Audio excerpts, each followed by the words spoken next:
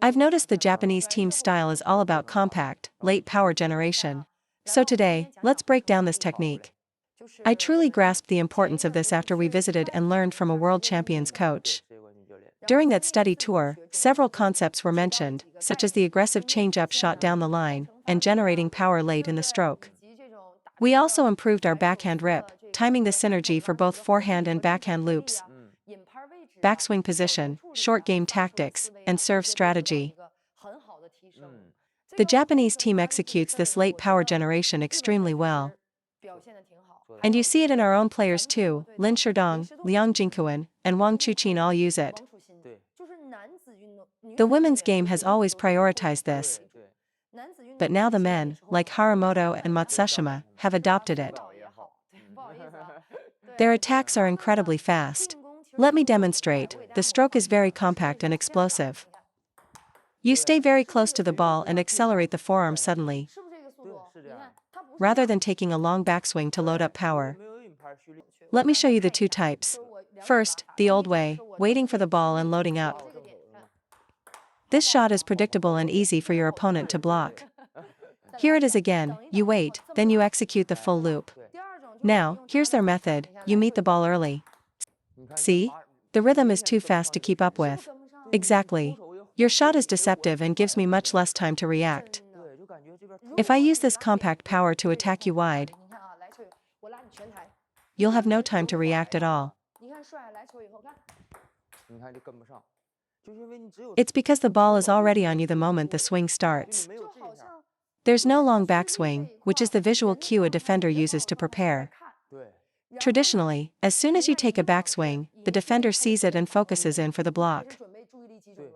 But if your racket is already forward and you strike directly from there, it's much harder for them to time their reaction. This is especially true for a player like Matsushima. He's a lefty, and I've analyzed his serves. He uses the same motion to serve a standard side spin and a reverse side spin, making his serves incredibly deceptive.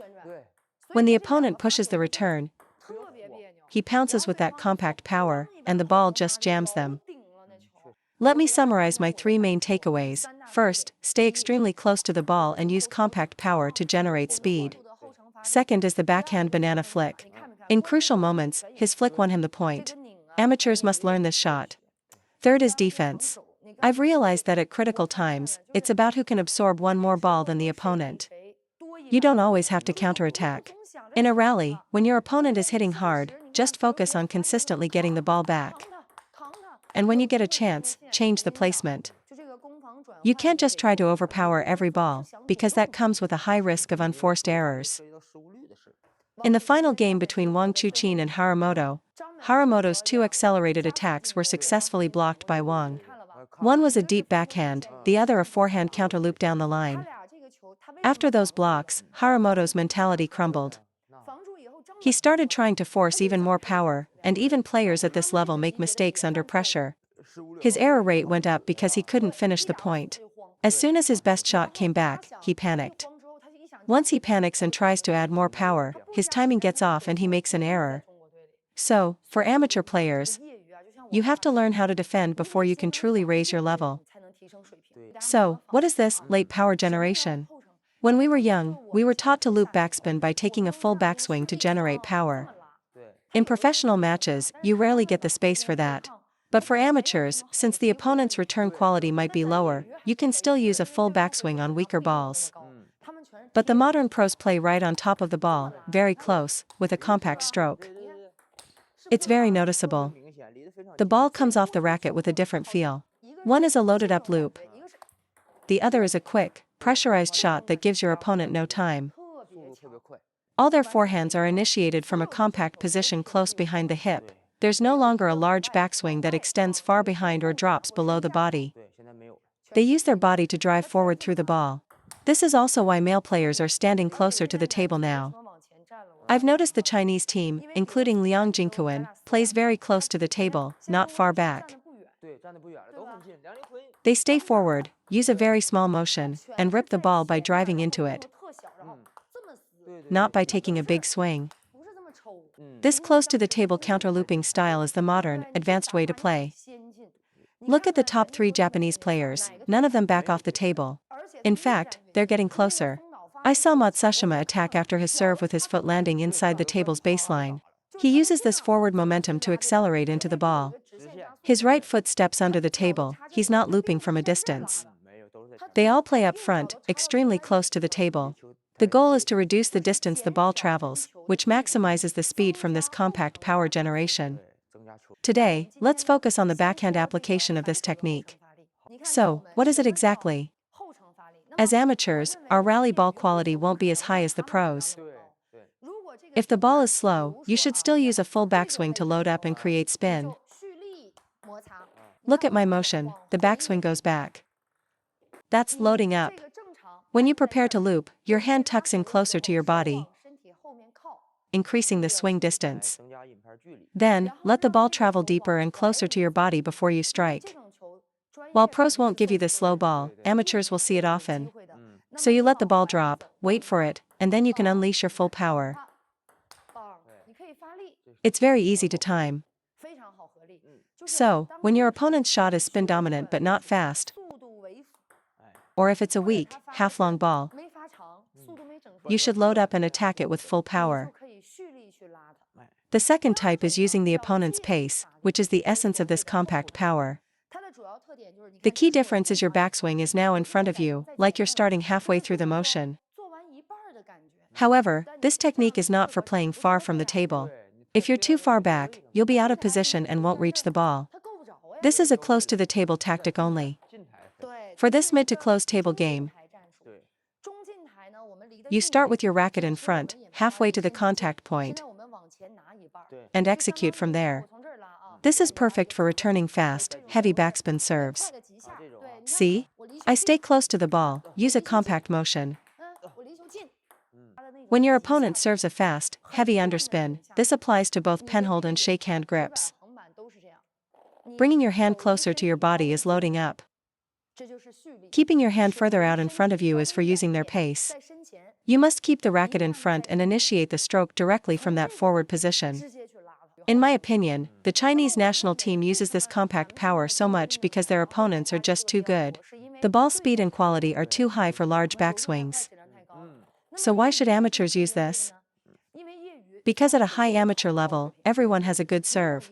You won't reach a high level with a weak serve. Their serves have high quality.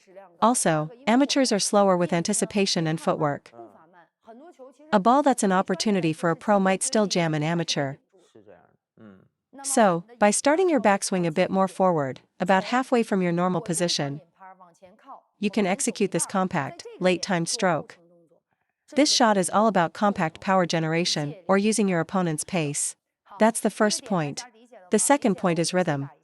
If you're a player who likes to let the ball drop and wait for it, this aggressive, speed-based looping style isn't for you.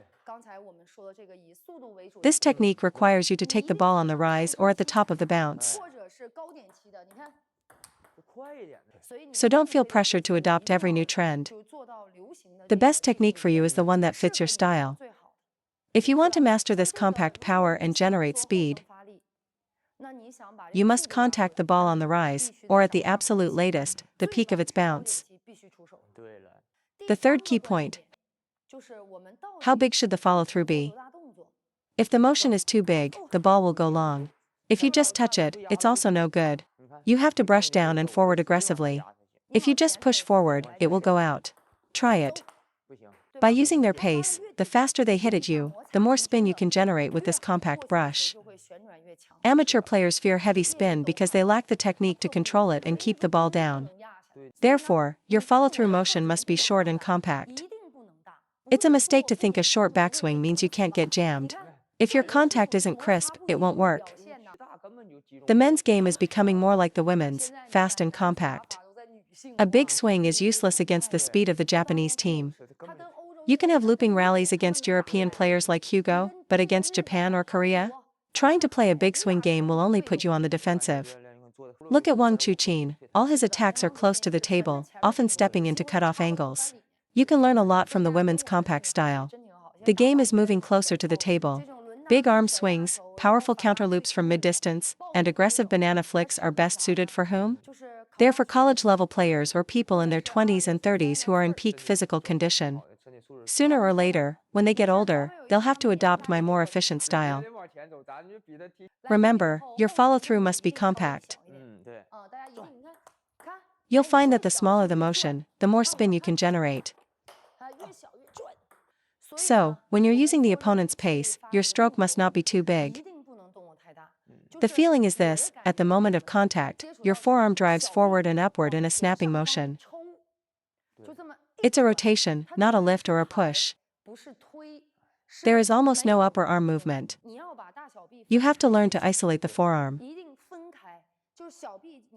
Let me show you again. It's this feeling, using only the forearm to generate spin and speed. Now, if you involve your upper arm, it looks like this. I feel jammed and my arm gets locked. My backhand feels like I'm drawing a circle. Is it this circle? Or this one? It's the second one. Correct. The feeling in my forearm is that of drawing a small arc. That's the motion you need to feel. Now, if the ball is slow, like a push, I'll use a full backswing. Against a standard push from an opponent, I'll use both my forearm and upper arm together to draw a bigger arc, like a half circle. So, to load up, I draw a big arc with the whole arm. If the ball is fast, I draw a small arc with just the forearm. Just a quick snap. What's the key to making this arc motion work? You must keep your elbow stable and supported. The elbow is the pivot point. First, if you don't isolate it, your whole upper arm will move. Second, if your elbow isn't stable, your stroke will become a side swipe. Look at how my elbow is braced and stable. It shouldn't drop down, and it shouldn't lift up. Keep the elbow stable and rotate the forearm externally. Now for the fifth key point. You must understand this concept. Since you are not using a big backswing, the acceleration through the ball is everything. You must feel your forearm actively generating force. Right now, your contact is too soft. If you are soft at the contact point, the shot will fail. Let me tell you where the softness is coming from. It's not a soft wrist that's the problem, it's a soft forearm. Your forearm has no tension at impact. Watch, I'll lock my wrist completely and only use my forearm. I can still loop the ball. Serve it with heavy spin. See? I can still lift it. Now, I'll keep my wrist firm but relax my forearm. See? The contact point is loose and weak. Here's how to train this. If your forearm is weak, your forehand will be shaky too. It's the same principle. If I use my wrist, I can loop the ball. But if my forearm is soft, it makes my entire arm weak. Conversely, if your forearm is firm, even without much wrist action, you can still loop heavy spin. The shot just won't be as spinny. The power at contact is still concentrated. The problem is a soft forearm. It's two things: one, the forearm isn't accelerating at contact. And two, the forearm itself is relaxed at contact. The player doesn't know they need to tense it. Let me give you a secret weapon. Before I used to play a match, I would always do push-ups. You have to. When you're nervous, what happens? Your muscles either get extremely tense or extremely weak and shaky. So right before a match, just do some push-ups against the table. It's safer if you're not used to it, and it doubles as a great warm-up. I always used to do 20 to 30 reps, in sets of 4 or 5. You can do this as part of your regular training too.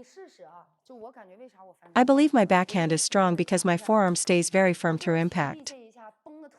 I asked a young player why his forearm goes soft, and he said he doesn't even feel it happening. It's because he feels like he's just pushing the ball off his racket. Your stroke is finishing too early. Let me show you. At the very end of your stroke, you must concentrate all your force into squeezing the racket handle. You can swing as hard as you want, but as long as you squeeze the grip at the moment of impact, your power will be concentrated. Keep the forearm tense and drive forward. Don't think too much about your upper arm or your fingers. Don't use brute force. Just focus on squeezing the racket handle at the exact moment of contact to lock in the power. Players with weak forehands have the same problem. Their forearm isn't tense at impact. In the past, when the ball had heavy spin, I couldn't lift it, so I'd try to use only my fingers and wrist. I never engaged my forearm. Using your wrist to create the arc is fine, but you must support it with a firm forearm. The forearm provides the solidity. As you said, the ball is very light, so a firm contact is needed to control it.